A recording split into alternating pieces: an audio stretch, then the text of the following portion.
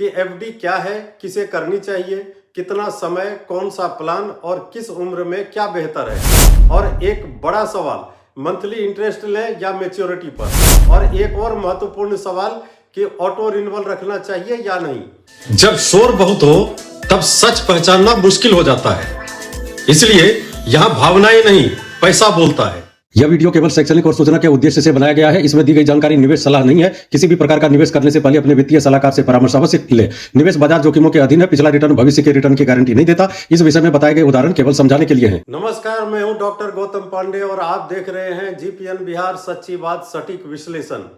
आज एक बार फिर आपका स्वागत है हमारे खास कार्यक्रम पैसा बोलता है के तीसरे एपिसोड में। आज हम बात करेंगे एक ऐसे निवेश की जिसे भारत में हर परिवार जानता है, मगर पूरा सच कम लोग जानते हैं। विषय है एफडी यानी फिक्स्ड डिपॉजिट। इस वीडियो में आप जानेंगे कि एफडी क्या है, किसे करनी चाहिए, कितना समय, कौन सा प्लान और किस उम्र में क्या बेहतर है।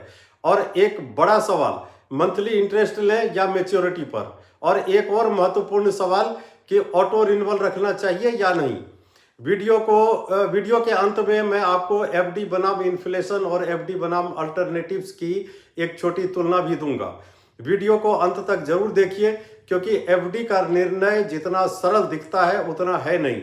अगर वीडियो फॉरवर्ड करके देखिएगा तो हो सकता है कि आप बहुत इंपॉर्टेंट जानकारी मिस कर दें और आपका नुकसान हो जाए। तो सबसे पहले बात करते हैं कि एफडी क्या होती है। सरल भाषा में एफडी का मतलब है फिक्स्ड डिपॉजिट, जहां आप अपना पैसा बैंक में तय समय के लिए जमा करते हैं और बदले में बैंक आपको एक फिक्स्ड ब्याज देता है। जितने समय के लिए आप पैसा देते हैं उतना ब्याज तय रहता है। एफडी में पैसा बाजार के उतार चढ़ाव से प्रभावित नहीं होता, इसलिए इसे सबसे सुरक्षित निवेश माना जाता है। भारत में एफडी को 3 तरह के लोग सबसे ज्यादा पसंद करते हैं: बुजुर्ग, नौकरी पेशा और सुरक्षा पसंद निवेशक।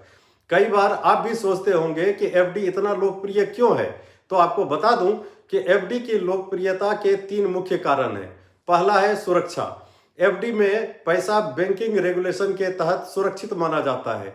दूसरा है फिक्स रिटर्न, इसमें रिटर्न बाजार के अनुसार बदलता नहीं। और तीसरा लिक्विड, यानी जरूरत पड़ने पर तोड़ा जा सकता है। हालांकि एफडी तोड़ने के लिए आपको कुछ कीमत चुकानी होती है, यानी यह फैसिलिटी एक छिपी फीस के साथ आता है। इसके बारे में आगे बताऊंगा सब कुछ। अब हम बात करते हैं कि एफडी कैसे काम करती है। इसका पूरा प्रोसेस समझिए। आप बैंक में पैसा जमा करते हैं, एक नियत समय पर बैंक आपको इंटरेस्ट प्लस प्रिंसिपल वापस देता है। जितना समय बढ़ेगा रिटर्न उतना बढ़ेगा, यानी जितने लंबे समय के लिए आप एफडी करेंगे उतना ही इंटरेस्ट भी मिलेगा। हालांकि कुछ बैंकों में अधिक समय के एफडी पर इंटरेस्ट रेट कम हो जाता है। इंटरेस्ट पे आउट 4 प्रकार का होता है: मंथली, क्वार्टरली, ईयरली और ऑन मैच्योरिटी। यानी पैसा आप कब लेना चाहते हैं यह आपके हाथ में है। अब एक नजर इसके फायदे पर डालते हैं। लो रिस्क यानी सुरक्षित निवेश। शेयर या म्यूचुअल फंड की तरह निफ्टी सेंसेक्स गिर जाए तो एफडी नीचे नहीं जाती। रेगुलर इनकम का विकल्प, मंथली, क्वार्टरली इंटरेस्ट बुजुर्गों के लिए फायदेमंद है। सीनियर सिटीजन को एक्स्ट्रा ब्याज मिलता है। आज भारत में 0.25 से 0.75% तक ज्यादा ब्याज मिलता है उनको। Short term plus long term दोनों प्रकार की सुविधा है। एफडी 7 दिन से लेकर 10 साल तक के लिए हो सकता है। और अंत में लोन फैसिलिटी, एफडी को बैंक कोलेटरल के रूप में मानता है। एफडी तोड़े बिना बैंक से लोन या ओवरड्राफ्ट मिल जाता है। कोलेटरल वो सुरक्षा होती है जिसे गिरवी रखकर बैंक या संस्था आपको लोन देती है, ताकि भुगतान ना होने की स्थिति में वे उस संपत्ति से पैसा वसूल कर सके। ऐसा नहीं है कि एफडी के सिर्फ फायदे ही हैं, इसके नुकसान भी हैं। जैसे एफडी इन्फ्लेशन बीट नहीं करती। मान लीजिए कि औसतन महंगाई दर है 6 से 7%, एफडी रिटर्न 6 से 8%, तो नेट बेनिफिट बहुत कम होता है। टैक्सेबल इनकम, एफडी का इंटरेस्ट पूरी तरह टैक्सेबल होता है। अगर आप उच्च इनकम स्लैब में हैं तो पोस्ट टैक्स रिटर्न घट जाता है। जैसे मान लीजिए एफडी इंटरेस्ट है 7%, तो टैक्स बनेगा 30% स्लैब प्लस सेस। उसके बाद जो बचेगा वो आपको रिटर्न मिलेगा, यानी लगभग 5% के आसपास। प्रीमेच्योर ब्रेकेज पेनल्टी, जैसा कि मैंने पहले बताया था, जरूरत पड़ने पर एफडी तोड़ी जा सकती है, बट 0.5 से 1% तक पेनल्टी लगेगा और ब्याज भी कम हो जाता है। इसमें कोई वेल्थ क्रिएशन नहीं होता। एफडी से पैसा बढ़ता है लेकिन वेल्थ नहीं बनती, जैसा कि शेयर या म्यूचुअल फंड में होता है। और हाँ दोस्तों, अगर आप जानना चाहते हैं कि एफडी, म्यूचुअल फंड और इनविट, इन तीनों में से आपके लिए कौन सा विकल्प सही है, तो इसी पर चर्चा करने के लिए हमारे स्टूडियो में आ रही है आईसीआईसीआई बैंक की रीजनल ब्रांच मैनेजर। निवेश से जुड़ा आपका कोई भी सवाल अगर है तो वीडियो के नीचे कमेंट करें या सीधे हमें ईमेल करें gpnbihar@gmail.com पर। हो सकता है आपका सवाल अब अगले एपिसोड का हिस्सा बने। अब बात करते हैं कि एफडी लेने से पहले क्या देखना चाहिए। तो सबसे पहली बात, बैंक कौन सा है। अब देखिए, पीएसयू बैंक यानी पब्लिक सेक्टर अंडरटेकिंग बैंक, जैसे एसबीआई, पीएनबी, सीबीआई आदि, इसमें एफडी सुरक्षित है लेकिन कम ब्याज मिलता है। प्राइवेट बैंक जैसे एचडीएफसी, आईसीआई आदि में भी एफडी सुरक्षित है और ब्याज मध्यम होता है, यानी उससे थोड़ा आगे, यानी पीएसयू से ज्यादा मिलता है। स्मॉल फाइनेंस बैंक, ये ऐसे बैंक होते हैं जिन्हें खास तौर पर उन लोगों और क्षेत्रों के लिए बनाया गया है जिन्हें पहले बैंकिंग सुविधाएं कम या मुश्किल से मिलती थी। ऐसे बैंकों में अधिक ब्याज मिलता है पर जोखिम थोड़ा अधिक होता है। एनबीएफसी कॉर्पोरेट एफडी एक ऐसा एफडी होता है जो बैंक नहीं बल्कि एनबीएफसी यानी नॉन बैंकिंग फाइनेंशियल कंपनी जारी करती है, जैसे बजाज फाइनेंस, एचडीएफसी क्रेडिट या आईसीआईसी होम फाइनेंस आदि। इसमें अधिक ब्याज मिलता है पर कंपनी का रेटिंग देखकर ही एफडी करना चाहिए क्योंकि इसमें जोखिम भी अधिक होता है। डिपॉजिट इंश्योरेंस, भारत में 5 लाख रुपए तक का बैंक जमा डीआईसीजीसी द्वारा इंश्योर्ड है, प्रिंसिपल और इंटरेस्ट मिलाकर। अगर कोई बैंक करप्ट हो जाता है, जैसा कि पिछले दिनों कुछ कोऑपरेटिव बैंक के साथ हुआ था, उस स्थिति में आपको सिर्फ 5 लाख ही मिलेंगे, बेशक आपके अकाउंट में 5 करोड़ ही क्यों ना जमा हो। 5 लाख से ज्यादा एफडी करनी हो तो मल्टीपल बैंक में करनी चाहिए। टाइम होरिजन, एफडी लेते समय सबसे बड़ा सवाल खड़ा होता है कि कितने समय के लिए पैसा लॉक कर रहे हैं।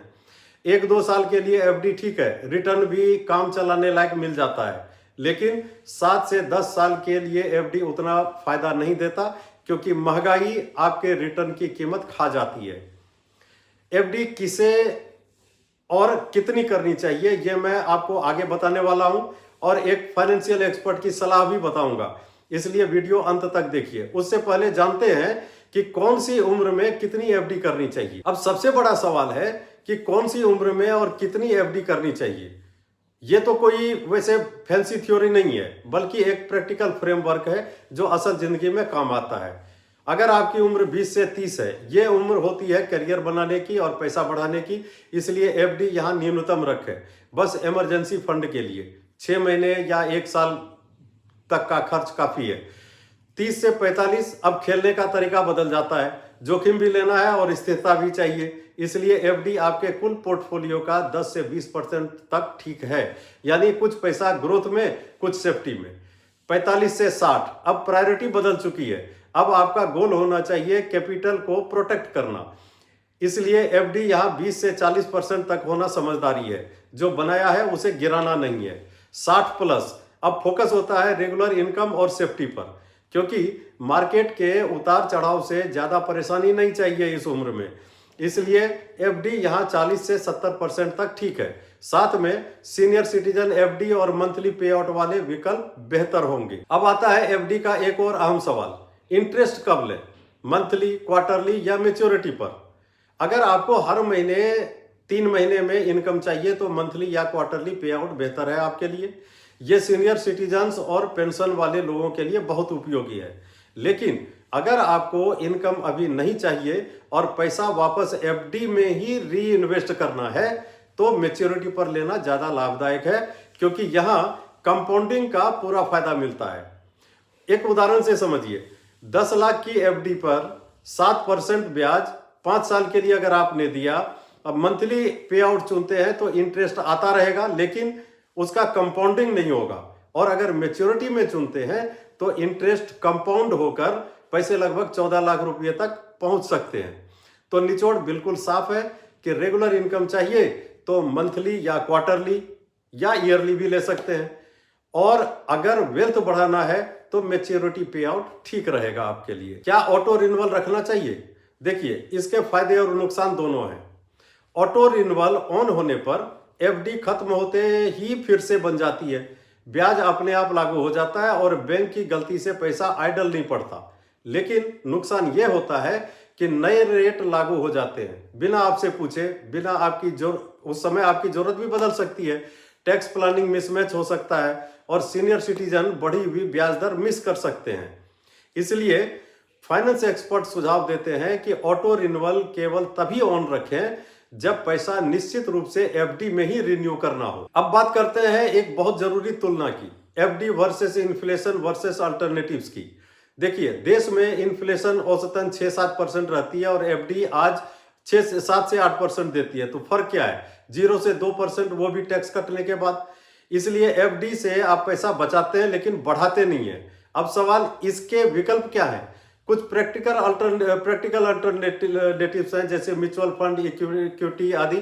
ये पैसा को बढ़ाता है, सुरक्षित भी रखता है, टैक्स इफिशियंट है, रेगुलर इनकम देता है, 8 से 12% तक इनविट भी दे देता है। अब अधिक जानने के लिए इनविट के बारे में आप मेरा एपिसोड नंबर 1 जरूर देखिएगा, उसका लिंक मैंने डिस्क्रिप्शन में दिया हुआ है। अब एक चीज और है कि एफडी का असली रोल क्या है। एफडी का काम है safety plus parking plus income.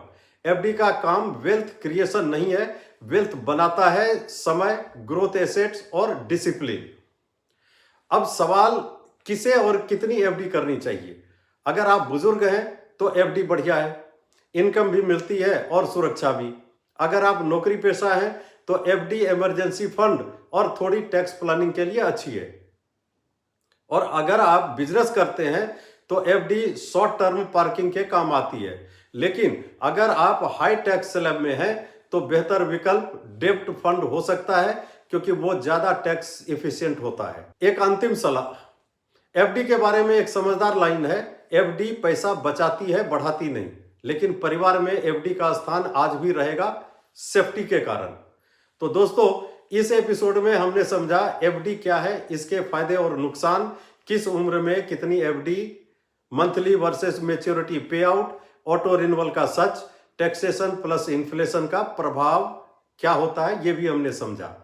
उम्मीद है आपको ये वीडियो उपयोगी लगा होगा।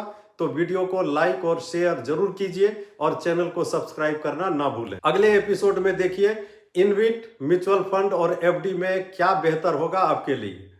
देखते रहिए, हर शुक्रवार सुबह 6 बजे पैसा बोलता है, सिर्फ जीपीएन बिहार पर।